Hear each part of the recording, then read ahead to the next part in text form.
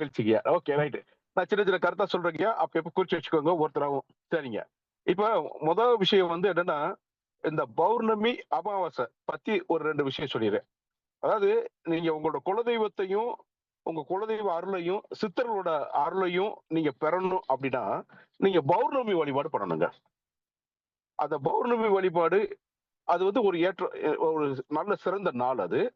அந்த பௌர்ணமி நாள்ல வந்து புனித நட்சத்திரமான அதாவது சில நட்சத்திரம் இருக்கு. அந்த குறிப்பிட்ட நட்சத்திரத்துல நீங்க அந்த வழிபாடு பண்றது சிறப்பு. அந்த புனித நட்சத்திரம்னு நான் என்ன சொல்றேன் அப்டின்னா, சித்திரை, விசாகம் குறிச்சு வச்சுக்கோங்க. நான் ஏன் இத சுலபமா சொல்றேன்னா, அத குறிச்சு வச்சுக்கிறதுக்காக நான் சொல்றேன். சித்திரை, விசாகம், கேட்டை, உத்திராடம், அவிட்டம், பூரட்டாதி, அஸ்வினி, கிருத்திகை, மிருகசீரிசம், பூசம், மகம், உத்திரம்.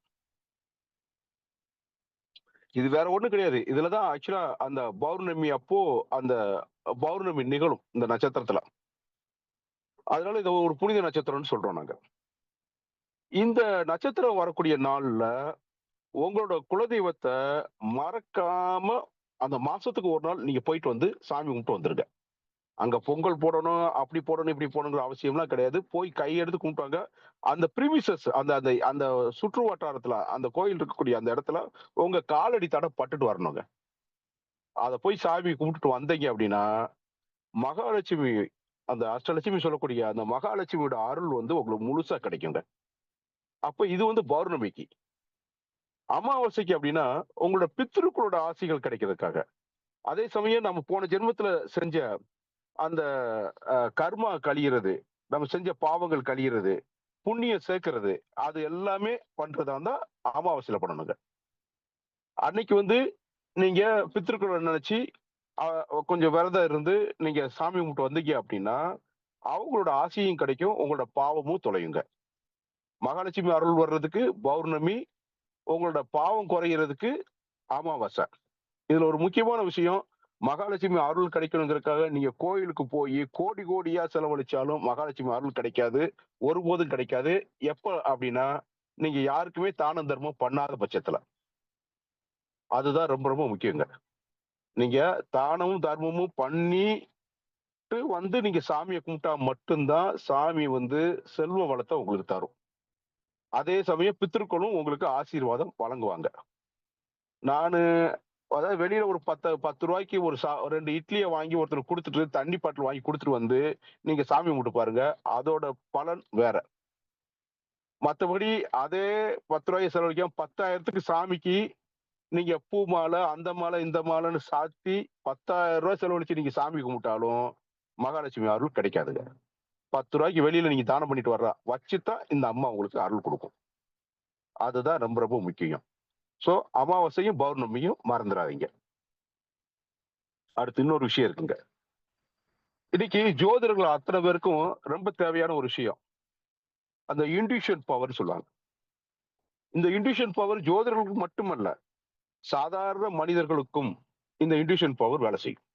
அது அந்த வேலை செய்யறதுக்கு என்ன செய்யணும் அப்படின்னா, உங்களோட தலகாணி இருக்கு இல்லைங்களா? தலகாணி வந்து அதுல முக்கிய பங்கு வகிக்குது. நான் படுத்து உறங்கிய தலகாணிய மத்தவங்களுக்கு குடுக்கக்கூடாது. அதாவது ஒரு கெஸ்ட் வராங்க, நண்பர்கள் வராங்க, வீட்ல அன்னைக்கு தங்குறாங்கன்னா, அந்த நம்ம நம்ம பயன்படுத்துற தலகாணிய அவங்களுக்கு குடுக்கக்கூடாதுங்க. அதே மாரி நீங்க ஒரு வீட்டுக்கு போறீங்க அப்படின்னா, அவங்க வீட்டு தலகாணி நம்ம பயன்படுத்தக்கூடாதுங்க. அந்த மாரி சூழல் வந்துச்சுன்னா, அட்லீஸ்ட் நம்மளோட வேஷ்டி, துண்டு இது மாரியான சில விஷயங்கள மடிச்சு வச்சு நம்ம தலகாணியா பயன்படுத்திக்கலாம். இல்ல அவங்க வீட்டு தலகாணிய பயன்படுத்த வேண்டிய சூழல் வேற வழியே இல்லாம பண்ணணும்னா, நம்மளோட வேஷ்டியோ, துண்டையோ அதுல போட்டுட்டு அத நம்ம படுக்கலாங்க. 1.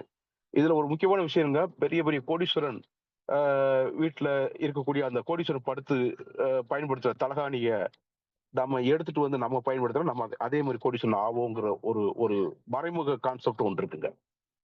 அதே மாரி ஒரு ஏழை ரொம்ப க ரொம்ப கஷ்டப்பட்டுக்கிட்டு இருக்கிற ஏழை, அவங்களோட தலாணிய நீங்க பயன்படுத்துனீங்கன்னா, நம்மளும் அதே மாரி ஒரு சூழ்நிலைக்கு போவோங்கிற கான்செப்டும் மனசுல வச்சுக்கோங்க. 1 ரைட். இப்ப இந்த இந்த தலகாணி மூலமாக நம்ம என்ன அடையலாம் அப்படின்னு பார்த்தீங்கன்னா, எந்த காலத்திலையும் அறிந்து கொள்ள, அதாவது முன்கூட்டி நடக்கக்கூடிய சில விஷயத்தை அறியறதுக்கு இந்த தலகாணிக்குள்ள சில பொருட்களை சேர்க்கணும்.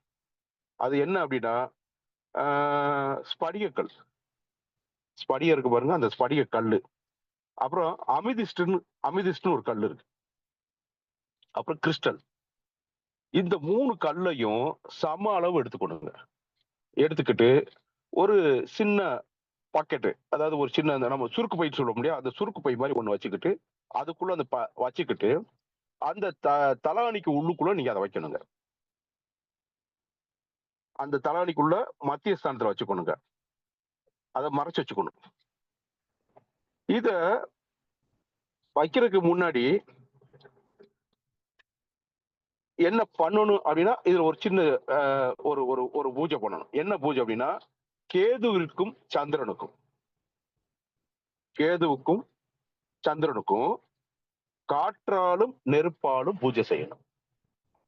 அப்ப இந்த பூஜைய தெரிந்த, அறிந்த, படித்த அந்த அந்த இந்த சாஸ்திரம் அறிந்தவர்களுடன் கொடுத்து அதை செய்யணும். அதாவது இந்த 3 பொருளையும் ஒரு சுருக்கு பையில போட்டுட்டு, கேது பகவானோட மந்திரம், சந்திர பகவானோட மந்திரத்தை காற்றாலும் நெருப்பாலும் சொல்லணும்னு இருக்கு.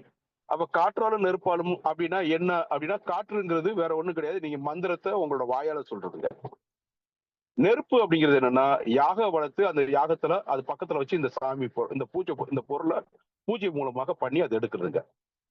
இந்த 3 பொருளும் இப்ப நீங்க உங்களோட தலானில மத்திய பகுதியில வச்சுக்கிட்டு நீங்க நீங்க நீங்க படுத்து எந்திரிக்கும் போது ஒரு எண்ணம் போடணும். என்ன அப்படின்னா, உங்களுக்கு என்ன தெரிஞ்சுக்கணும், இல்ல உங்களுக்கு என்ன அடையணும், எதை நோக்கி உங்களோட பயணம் இருக்கு, இந்த விஷயத்துல நீங்க தெளிவா இருந்துகிட்டு அந்த அந்த அந்த விஷனா அந்த எண்ணம் போட்டுக்கிட்டு அதை படுக்கணுங்க. அந்த தலாடியில நீங்க படுத்து எந்திரிக்கணும். உடனே இங்க நம்மளுக்கு ஒரு கேள்வி வரும், நான் படுத்து எந்திரிச்சேன் சார், எனக்கு ஒண்ணுமே வரல அப்படின்னு. இது ஒரு நாள்ல நடக்காது. ஒரே நாள்ல இந்த விஷயம் நடந்துராது. அப்ப சார் 48 நாள்ல நடந்துருமா? அப்படியும் கிடையாது. உங்களுக்கு இந்த பிராப்தம் இருந்தா இதை நீங்க தொடர்ந்து நம்பிக்கையோட பயன்படுத்த, ஒரு நாள் கூட சந்தேகப்படாம இதெல்லாம் நடக்குமா அப்படிங்கிற சந்தேகப்படவே கூடாது. முழு மனதோட நீங்க இதுல இறங்குனீங்க அப்படின்னா, இது என்ன செய்யும் அப்படின்னா, ஃபியூச்சர்ல உங்களுக்கு நடக்க போற எல்லா விஷயத்தையும் எடுத்து சொல்லுங்க. இது மட்டும் கிடையாதுங்க. உங்களை சந்திக்க வரக்கூடிய நபர்கள் என்ன பிரச்சனையோட வர்றாங்க, எதுக்காக உங்ககிட்ட வர்றாங்கங்கிற விஷயத்த கூட இது இன்ட்யூஷனா சொல்லுங்க. நீங்க ஆட்டோமேட்டிக்கா சொல்லலாம். ஓ, இவங்க இதுக்காக வந்திருக்காங்கிற விஷயத்த பண்ணலாம். சார், இது பூராமே 100% அனுபவ உண்மை. இந்த அமிதிஸ்டுக்கும், ஸ்படிகக்கல்லுக்கும், கிறிஸ்டலுக்கும் அவ்வளவு பவர் இருக்கு. பட் அத நான் சொன்ன மாதிரி சந்திரன், கேது, ஏன் இந்த சந்திரன் கேது சொல்றோம்? அவங்க 2 தான் அந்த மனமும், அந்த கனவு, இது சம்பந்தப்பட்ட விஷயங்களை எடுத்து சொல்றவங்க. இந்த 2 கிரகத்துக்கும் நீங்க அத அந்த மந்திர உபதேசம் செஞ்சு பண்ணும்போது இது உங்களுக்கு ஃபியூச்சரை எடுத்து சொல்லும்.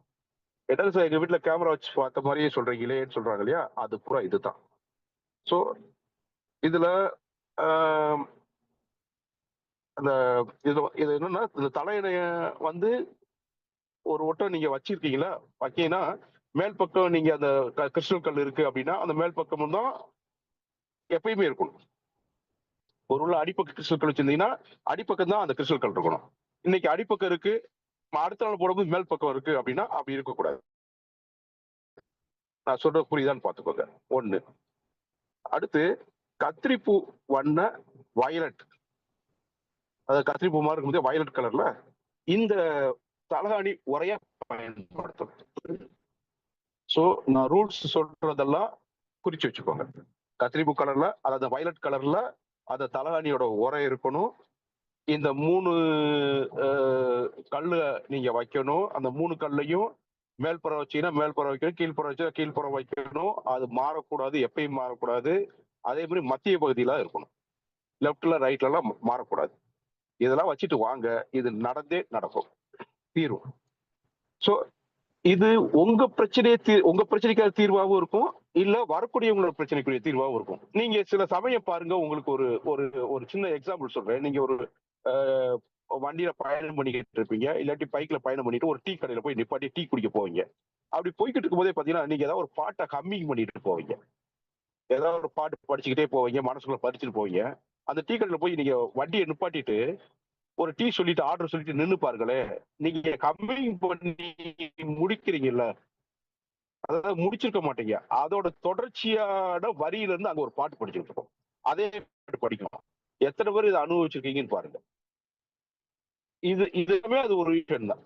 ஒரு ஒரு ஒரு அதுல ஒரு இது இருக்கு. சோ நீங்க இந்த இந்த பழக்கத்தை நீங்க அதாவது கண்டிப்பான முறையில இது ஜோதிடர்கள் பயன்படுத்தி வரணும். மத்தவங்களுக்கு இந்த பலன் சொல்றதுக்காக. ரைட்டா? அடுத்து இது பாயிண்ட் முடிச்சு. அடுத்த பாயிண்ட் நான் சொல்றேன் கேட்டுக்கோங்க. என்ன அப்படின்னா, ஒரு வீட்டுல பப்பாளி இருக்கு, இல்ல கொய்யா மரம் இருக்கு. அப்படி இல்லாட்டி முள்மரம் ஏதாவது இருக்குன்னு வச்சுக்கோங்க. முள்மரம்னா இப்ப பாருங்களேன், அந்த ரோஜா பூலாம் வளர்ப்பாங்க. இதெல்லாம் முள் மரம் கணக்குல தான் வரும். இப்ப என்ன பிரச்சனை அப்படின்னா, இந்த 3 மரமும் ஆ, செழிச்சு வளர்ந்துச்சுன்னு வச்சுக்கோங்க. நல்ல செழிப்பா வளருதுன்னு வச்சுக்கோங்க. அந்த வீட்ல பெரிய இழப்பு ஏற்படும். இது அனுபவபூர்வமான உண்மை. அந்த குடும்பத்துல பெரிய இழப்பு உண்டு. எனவே இந்த மாதிரி மரங்கள நீங்க தனி தோட்டத்துல வளர்ங்க, பிரச்சனை கிடையாது.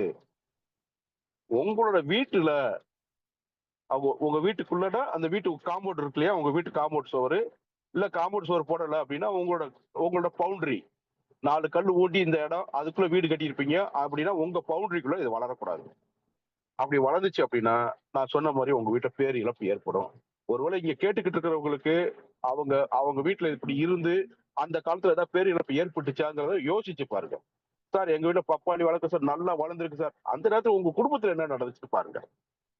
அது நீங்க உங்களுக்கு அனுபவபூர்வமான இது உண்மை. அடுத்து இன்னொரு மரம் இருக்குங்க. அந்த பாதாங்கொட்டை வாதாங்கொட்டைன்னு சொல்லுவாங்க. அப்படி ஒரு மரம் இருக்கும்.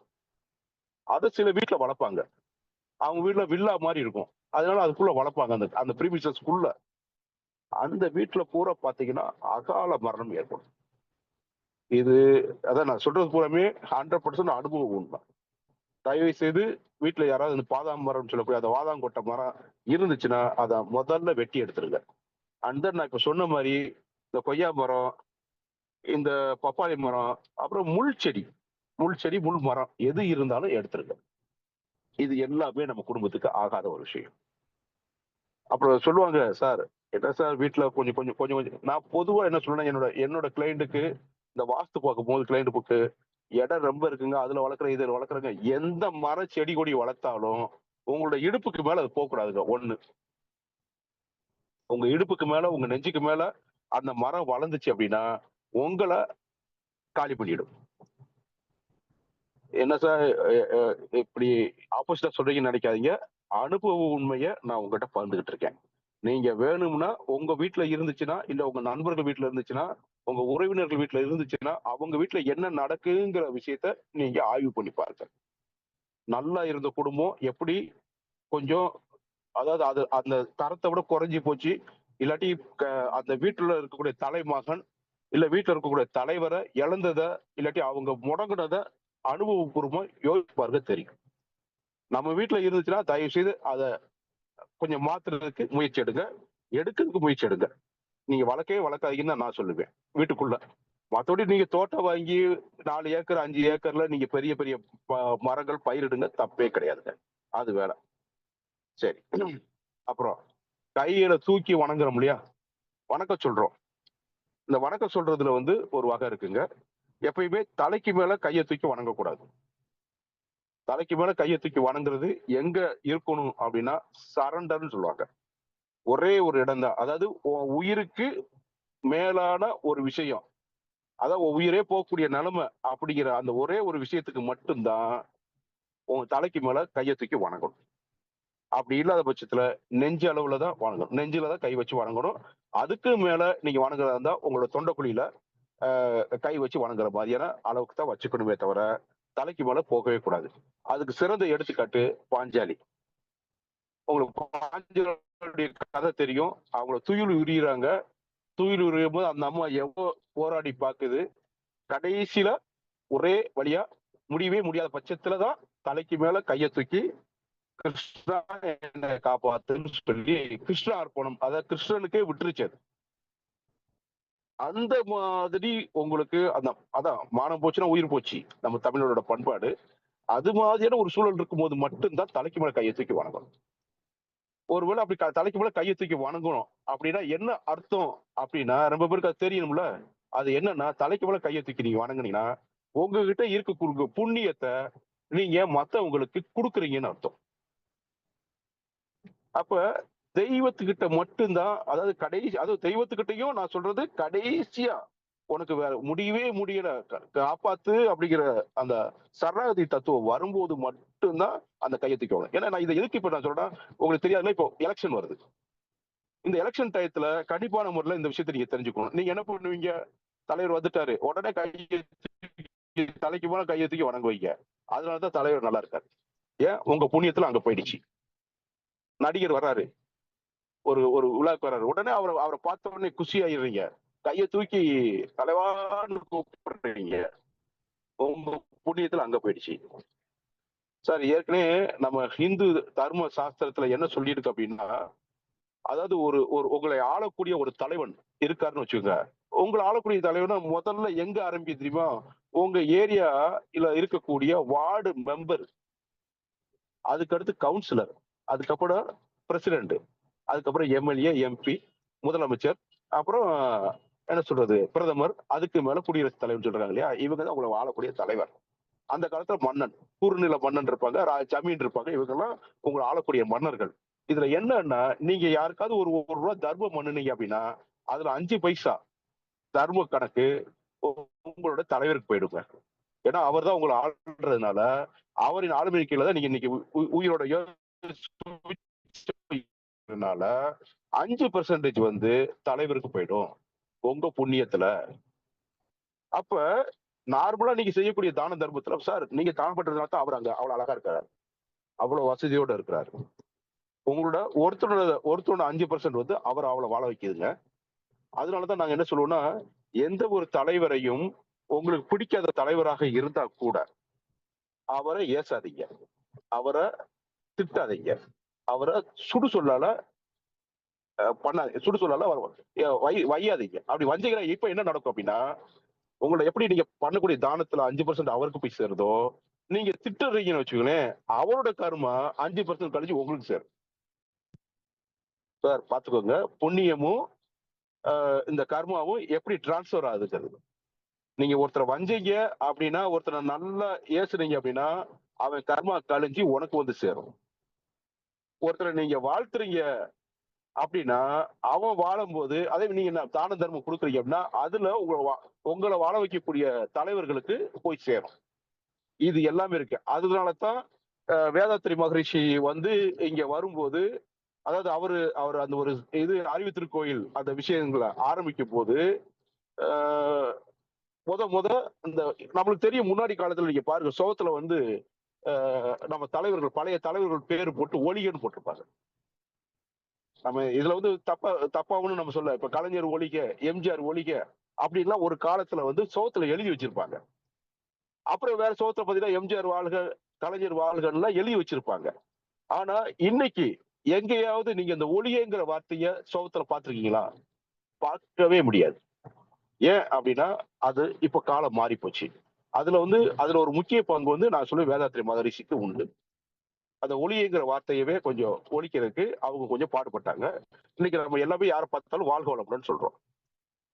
அந்த வாழ்க வளமுடன் சொல்றதுக்கு காரணமே இதுதான். சரிங்களா? சோ அதனால நான் என்ன சொல்றேன், நீங்க கையை தூக்கி வணங்குனீங்க அப்படின்னா உங்களோட அந்த விரல்கள் தொடக்கூடிய அந்த பகுதியில இருந்து என்ன பண்ணுது அப்படின்னா உங்களோட புண்ணியம் வந்து கடத்தப்படுது. யாருக்கு? நீங்க யாரை வணங்குறீங்களோ அவங்களுக்கு. சோ அதனால கைய வந்து தலைக்கு மேல தூக்கி வணங்கக்கூடாது. ஐயா சரி, வீடியோ இது ஆன் மட்டுமா? பண்ணிக்கங்க ஐயா. அந்த வீடியோ அது ஒரு இதுக்கு போச்சு, ரைட். ஓகே ஓகே, வந்துருச்சு. சோ அந்த அந்த தலைக்கு மேல கையை தூக்கி வணங்குறதுனால உங்களோட புண்ணியம் டிரான்ஸ்ஃபர் ஆயிடும். யாரை நீங்க கையை தூக்கி கும்பிடுறீங்களோ அவங்களுக்கு டிரான்ஸ்ஃபர் ஆகும். சரி, இது மட்டும் கிடையாதுங்க, இன்னொரு விஷயம் இருக்கு. நீங்க தூங்கும் போது பாத்தீங்களா, நம்ம நார்மலா நம்ம நடந்துகிட்டு இருக்கும் போது எல்லாமே பாத்தீங்கன்னா கையை கீழே தான் வச்சு போட்டு நடந்துகிட்டு இருப்போம். ஆனா தூங்கும் போது பாருங்க, நம்மள அறியாம கையை தலைக்கு மேல இப்படி போகும். ஒத்த கை தலைக்கு மேல போகலாம், 2 கை ஒரே நேரத்துல தலைக்கு மேல போகக்கூடாதுங்க. இந்த தலைக்கு மேல 2 கையும் போய் யார் யாரெல்லாம் தூங்குறாங்களோ அவங்களுக்கு எல்லாமே செல்வ இழப்பு உண்டு. புண்ணிய இழப்பு, செல்வ இழப்பு உண்டு. அத அனுபவபூர்வமா நீங்க அனுபவிச்சு பார்க்கலாம். எப்படி முதல் நாள் நைட் நீங்க தலைக்கு மேல 2 கைய வச்சு தூங்கி பாருங்க. மறுநாள் காலையில உங்களுக்கு செலவு அத்துக்கிட்டு போகும். இது அனுபவபூர்வமான உண்மை மற்றும் இது வந்து சாஸ்திரத்துல உள்ள உண்மை. அதனால நீங்க தூங்கும் போதும் நம்மள அறியாம 2 கையை தூக்குவோம். அதை கொஞ்சம் மாத்தி பழகுங்க. பண்ணி பாருங்க. அது உங்களுக்கு நன்மையை தரும். சரிங்களா? அதாவது நம்ம கையை தூக்கி மேல வணங்கும் போது என்னென்னலாம் போகுது அப்படின்னா உங்களோட மந்திர பலம் போகும்.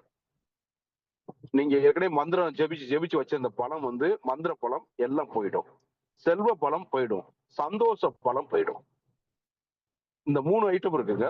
மந்திரம், செல்வம், உங்களோட சந்தோஷம். இந்த 3மே அடுத்து உங்களுக்கு டிரான்ஸ்ஃபர் ஆயிடும். சோ கையை தூக்கி விளையாடுறத இன்னும் கொஞ்சம் அவாய்ட் பண்ணுங்க. இப்ப கையை தூக்கி வணங்குனீங்கன்னா என்ன அதோட ரிசல்ட் அப்படின்னா இனி ஒரு பிறவா வர வேண்டும். இனி ஒரு பிறவாத வரம் வேண்டும். என்னோட வினைப்பயன் எல்லாம் போகணும் அப்படின்னு நினைச்சிட்டீங்க அப்படின்னா இந்த கையை தூக்கி வணங்கு. இதுதான் உண்மை.